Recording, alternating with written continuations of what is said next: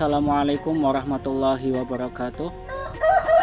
Perkenalkan, nama saya Muhammad Yusril Ghazali. Saya merupakan mahasiswa STAI Tambihul Ghafilin. Di sini saya akan menjelaskan aswaja yang bertemakan Islam di Indonesia dan peranannya. Sebelum memasuki peranan Islam Indonesia, kita akan membahas terlebih dahulu Islam yang muncul di Indonesia. Sejarah peradaban Islam di Indonesia terpisah dari sejarah Islam pada umumnya yang masih terpusat di timur. Islam di Asia Tenggara termasuk Indonesia baru muncul belakangan dibandingkan dengan Islam di kawasan lain. Islam masuk di Indonesia mulai pada abad ke-13 yang dibawa oleh pedagang dari India, yaitu dari pedagang Muslim Gujarat. Daerah pertama yang menerima kedatangan Islam di Indonesia yaitu adalah Aceh, tepatnya di daerah Pasai. Lalu bagaimana Islam kembang ke Indonesia? Jawabnya adalah pedagang Gujarat yang diikuti oleh pedagang dari Arab dan Persia. Jadi kita selain bergedeg juga mengenal Islam berlabuh di seluruh India. Selain dagang, ada juga yang menggunakan dakwah seperti yang dilakukan oleh para wali songo, yang mana mereka menyebarkan Islam di Pulau Jawa. Namun ada juga yang berpendapat lain yang berspekulasi bahwa Islam masuk di Indonesia pada abad ke-7 atau ke-8, karena pada abad tersebut terdapat perkampungan Islam di sekitar Selat Malaka. Tapi dari sumber yang saya baca, itu pendapat yang pertama itu jauh lebih kuat. Kemudian konsep Islam di Indonesia adalah Islam yang moderat, toleran, modern, terbuka untuk kemajuan. Islam di Indonesia adalah Islam yang diamalkan dan dikembangkan sesuai dengan karakteristik masyarakat dan budaya Nusantara. Antara semangat kebangsaan dan keislaman menjadi puncak dari impresi Islam Nusantara. Pandangan dunia terhadap Islam di Indonesia sebagai negara dengan popularitas Muslim terbesar di dunia. Banyak dari beberapa negara pembicaraan dengan tokoh-tokoh Muslim di Indonesia perihal Islam di Indonesia. Mengingat banyak dari negara takut menjadi Islam atau Islam. Pembicaraan yang pertama yaitu wawancara kalangan Jerman. Peristiwa ini terjadi ketika Profesor Tersir Asio Mardi Asro memenuhi undangan KBRI untuk di Berlin guna mempromosikan Islam Nusantara kepada berbagai kalangan di Jerman.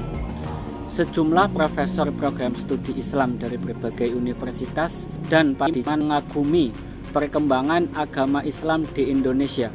Tersebut diungkapkan saat berdialog dengan Prof. Asudi yang membeberkan karakter Islam di Indonesia, yang pada prinsipnya merupakan implementasi dari Islam jalan atau lebih populer dikenal sebagai Islam Nusantara.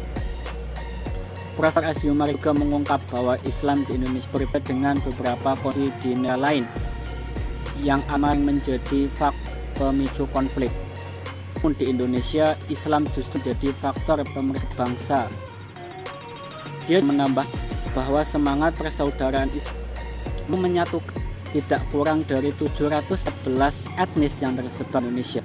Profesor Asyumi juga menjelaskan bahwa lahir beberapa organisasi berbasis agama Islam, terutama Nahdlatul Ulama dan Muhammadiyah, dengan cabang-cabangnya yang tersebar di berbagai daerah di Indonesia, terbukti mampu menjadi perangkat bangsa. Yang kedua, menjalin kerjasama antara Muslim di Amerika Serikat. Islam di Indonesia dipandang mampu mengubah pandangan negara-negara Barat terhadap Islam. Upaya kerjasama pun telah dijalin oleh Muslim di Amerika Serikat dengan masyarakat Muslim di Indonesia, karena pandangan keislaman yakni tawatil, tasamuh, dan tawazun yang diperkenalkan Nahdlatul Ulama bagi masyarakat yang pelis seperti negara satunya yaitu Amerika Serikat.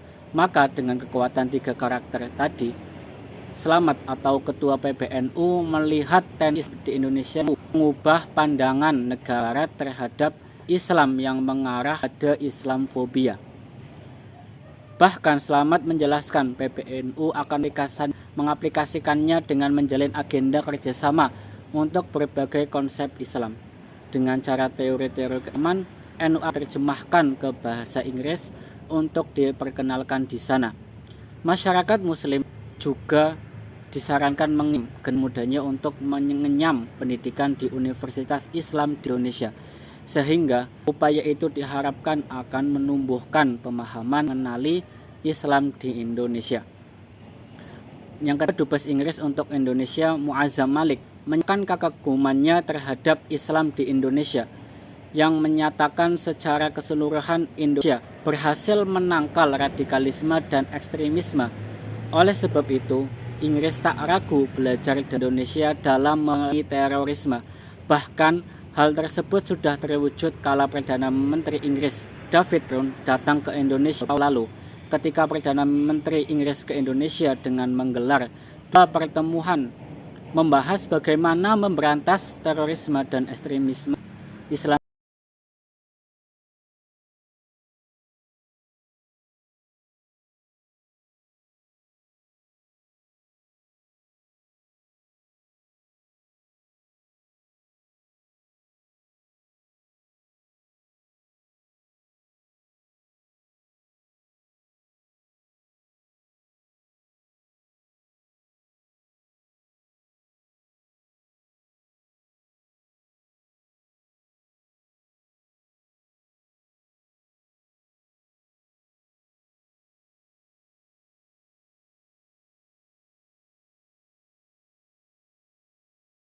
Kemudian memasuki Islam Indonesia dan peranannya dalam dunia internasional.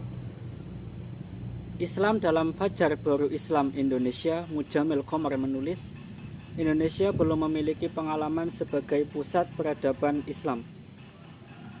Selama ini umat Islam Indonesia menjadi konsumen terhadap pemikiran-pemikiran Islam, produk para pemikir Islam dari Mesir, Iran, India, Pakistan, dan hal itu bisa dimaklumi karena peradaban Islam di Asia Tenggara baru muncul belakangan dibanding Islam di kawasan lainnya. Meskipun begitu, Indonesia telah banyak berperan bagi dunia internasional. Hal ini dibuktikan dengan peranan penting Indonesia dalam OKI atau Organisasi Kerjasama Islam, dahulu Organisasi Konferensi Islam. OKI sendiri adalah organisasi untuk mewadahi negara Islam atau negara dengan penduduk Muslim. Anggotanya ada 57 negara termasuk Indonesia. Sebagai negara dengan jumlah penduduk Muslim terbanyak di dunia, Indonesia punya peranan penting dalam OKI. Yang pertama, mengakui kemerdekaan Bangladesh dari Pakistan. Bangladesh tadinya bagian dari Pakistan yang dikenal sebagai Bengal Timur.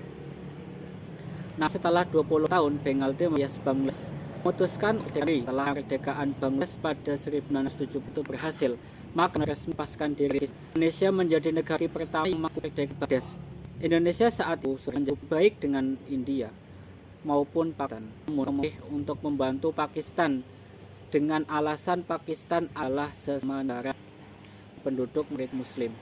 Soekarno bahkan menghidupkan beberapa pesawat tempur milik Angkatan Udara Republik Indonesia, juga mengirimkan 2 kapal patroli bersenjata misil dan kapal selam untuk merebut Kepulauan Andaman dan Nicobar yang dikuasai oleh India.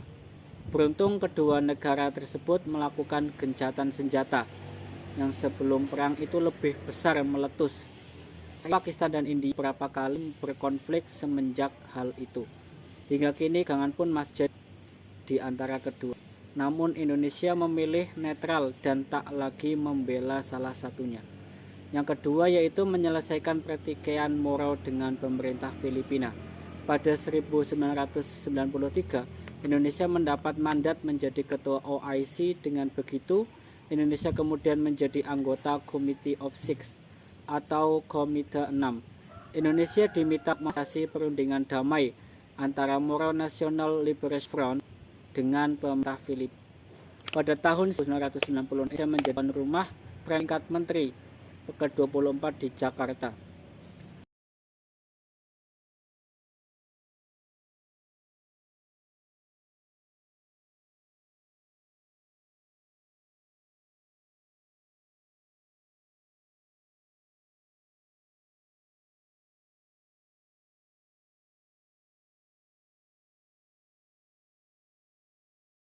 Ketiga yaitu memperjuangkan kedaulatan Palestina.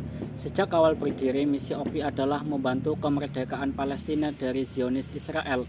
Tak hanya di OKI, Indonesia juga beberapa kali menjadi anggota tidak tetap di Dewan Keamanan Perserikatan Bangsa-Bangsa. Indonesia juga dengan tegas membela kemerdekaan Palestina. Rakyat Indonesia juga rutin mengirimkan bantuan bagi Palestina.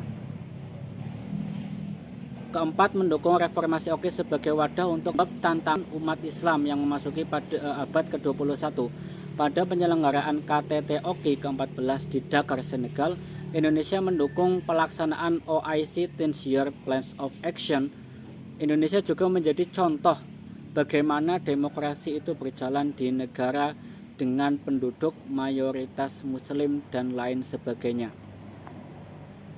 Demikian video yang dapat saya sampaikan, mudah-mudahan dapat bermanfaat, dan ini menunjukkan bahwa Islam di Indonesia itu tidak hanya berperan aktif di dalam negeri saja, akan tetapi dapat berperan aktif dan menonjol di negara lain. Sekian dari saya. Wassalamualaikum warahmatullahi wabarakatuh.